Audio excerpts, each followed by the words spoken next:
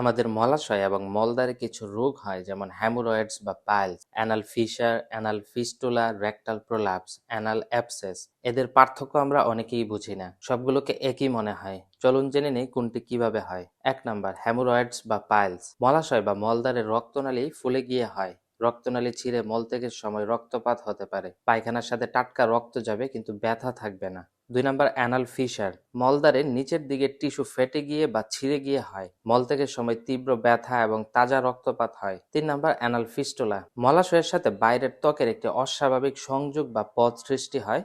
এর মুখ দিয়ে পুঁজ বা আঠালো রস বের হতে পারে। 4 নাম্বার, অ্যানাল অ্যাবসেস। মলদ্বারে ইনফেকশন হয়ে পুঁজ জমে যায়, তীব্র ব্যথা এবং ফোলা ভাব থাকে। 5 নাম্বার, অ্যানাল প্রোল্যাপস। মলত্যাগের সময় এমন রিং এর মতো টিস্যু যদি বের হয়ে আসে। মলত্যাগে রক্তপাত কোলোরেক্টাল ক্যান্সারের লক্ষণও হতে পারে, যদি দীর্ঘদিন ব্যথা এবং চাকার মতো কোনো কিছু অনুভূত হয়। এই সমস্যাগুলো থেকে বেঁচে থাকতে হলে প্রচুর ফাইবারযুক্ত খাবার খেতে হবে, পর্যাপ্ত পানি অর্থাৎ দিনে 2.5 থেকে 3 লিটার পানি পান করতে হবে। কুসুম গরম পানিতে 10 থেকে 15 মিনিট বসে থাকতে পারেন। মলত্যাগের সময় অতিরিক্ত চাপ প্রয়োগ করা যাবে না।